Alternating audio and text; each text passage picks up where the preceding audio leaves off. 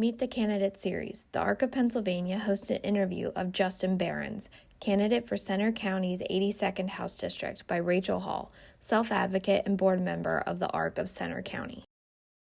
The Meet the Candidate Series is an opportunity for individuals with intellectual and developmental disabilities and their families to hear from candidates on disability issues. Candidates from all parties have been invited to participate. The Arc of Pennsylvania is a non-partisan organization and does not endorse political candidates.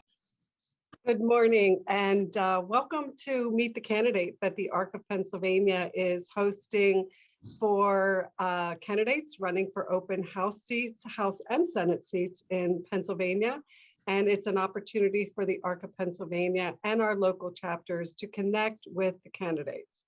So today I want to welcome Justin Behrens, who is the Republican candidate running for the Pennsylvania House 82nd District of Center County. He is running for the newly created seat following the redistricting process.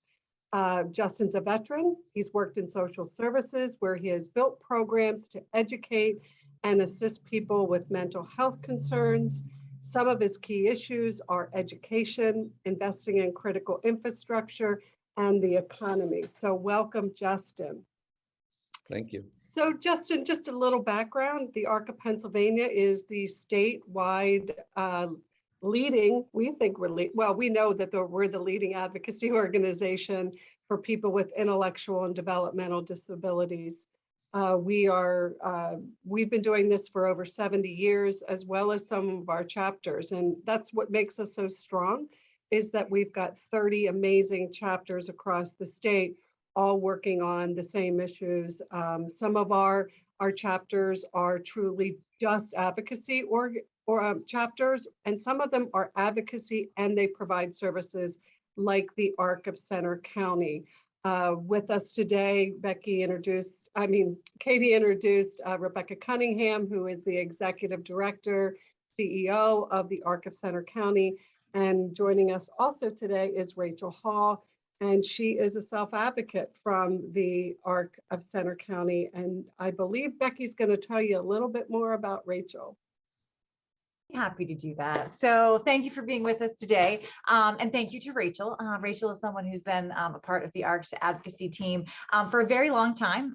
She began her journey with the ARC in 2012. Rachel served on our board of directors. She's attended advocacy and policy conferences and kind of honed her skills as a self-advocate.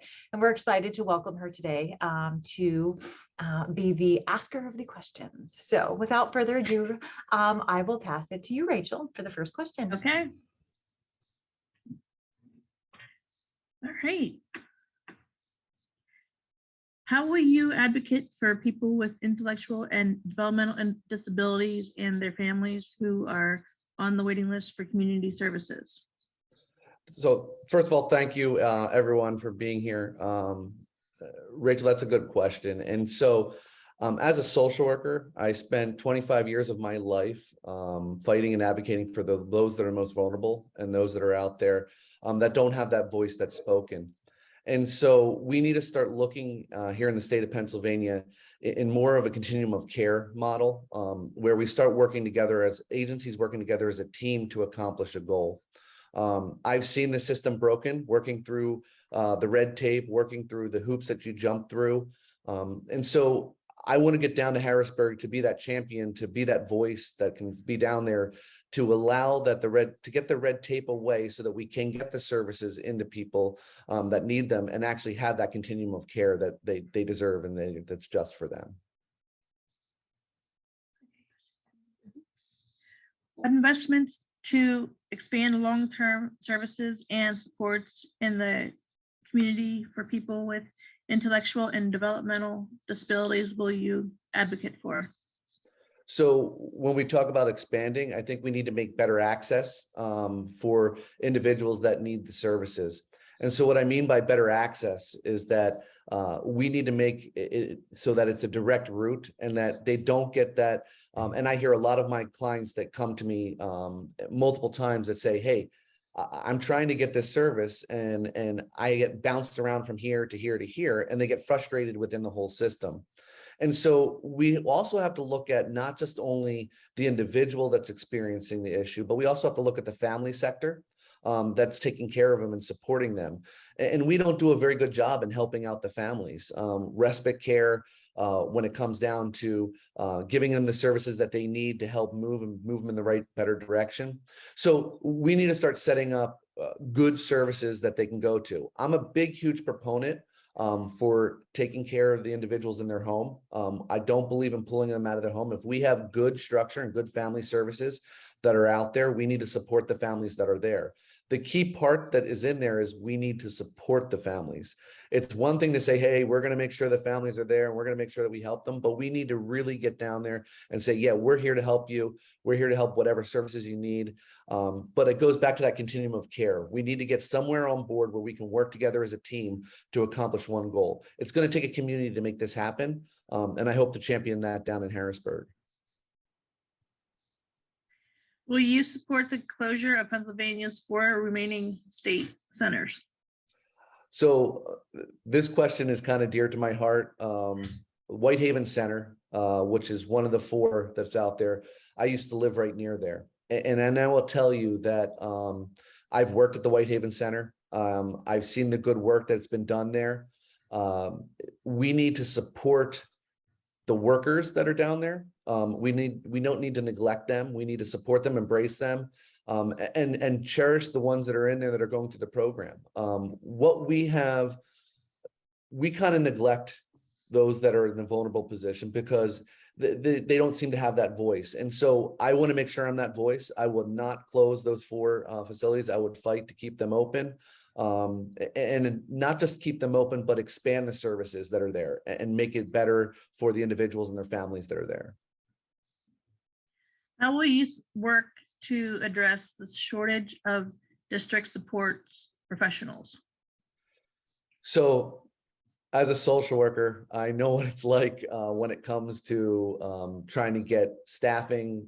I run 2 homeless shelters presently right now.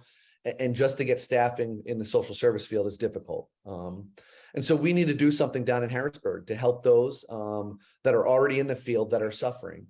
And so we need some protection acts. We need to make sure that those that are in the social work field, that those that are in the human services field, that they're protected. And then what I mean by protected, I mean is that we give them the services that they need. So maybe that's loan forgiveness, right? And we need to explore those options to really say, hey, you're really going out of your way to help take care of the vulnerable. We need to help support you. Second thing we need to do is we need to recruit more individuals to go into this field. My graduating social work class from Temple University with my master's was only 6 people. And I kind of think about this. If you have 6 people that are coming out every year into the social work field, but yet there's a higher demand that's out there, eventually it's not going to match. And we need to start supporting the workers that are out there. The burnout rate is out of control. You go in there, I know people that have been graduate of the 6 graduates that I had, I know 2 of them that are no longer social workers in the whole human services field. So we need to support not only the families, not only the individuals that are experiencing in the program, but also we need to start supporting our workforce that's out there. What actions will you take to assist in reducing the risk of crimes committed against people with intellectual and developmental disabilities? So there's a large amount of predators that go after the vulnerable populations. And the reason for that is obviously they're having a difficult time trying to navigate the system and go through what they're living in right now. And then on top of that, you have people that want to take advantage of this. So we need to start protecting them. And so with the Ombudsman program, with programs that are out there to really overlook and make sure that those individuals are being secure and safe and actually have the dignity of life that they deserve. When you're in this country and when you live here, you have the right to the freedoms of everything. You have the right to the protection of security and safety of this area. And you should not have, that shouldn't be taken away just because you have a disability or whatever it is. We need to protect everyone. And so therefore, I will ensure that we look out for the safety of those vulnerable populations. How will you work to ensure the education system in Pennsylvania meets the needs of all children, especially those who with intellectual and developmental disabilities? So I will tell you that our greatest resource that we have in the Commonwealth of Pennsylvania is our children. And when I say that, it doesn't matter what they're experiencing or what they're going through. That shouldn't put them on a tier level. It should be, they should all be treated equally. And so therefore, I'm a proponent that we will do everything we can to make sure that our Commonwealth of Pennsylvania education system is the best system in the nation, so that people want to raise their families here, that people want to send their kids to their schools here. And so when that means, when we talk about those that are in the vulnerable populations in the youth area, we need to really ensure that they get their best resources that they can. Not everybody learns on the same level. Not everybody can get through the same programs. I can't imagine going through calculus. I don't even know what calculus is.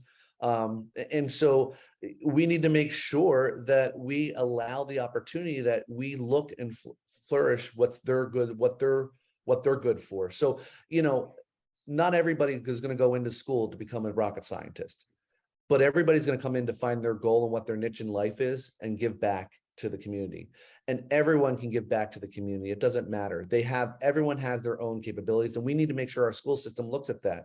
So whether they're good with their hands and they can go into a trade school, or whether it's just that they're there, maybe they want to volunteer. Maybe they're not able to work their whole life, but they can volunteer. We need to embrace that. We need to educate that and push that through. So I will always champion anyone that's out there that's in the school system with the vulnerable populations, and I'll fight for their rights and fight to make sure that they get the best education here in the state of Pennsylvania. What ways will you promote meaningful employment opportunities in your district for individuals with intellectual and developmental disabilities? It doesn't matter who you are. If you want to work and you're capable of working, you should have a job. And therefore, we need to protect those individuals that want to go there. So they should be on the same playing field as everybody else. It doesn't matter. In my homeless shelters, there are individuals that are experiencing mental health issues, that are experiencing drug and addiction issues, and we hire them and we bring them, put them back to work. We need to start allowing people to be able to work. If they want to work, then what's wrong with that? That's the greatest thing in the world. It gives self-worth. It gives people the great feeling that they're able to move forward. I will fight tooth and nail that we will allow jobs to get there so that individuals can have the work just alongside of me and everyone else. Thank you for your time. Thank you, Rachel.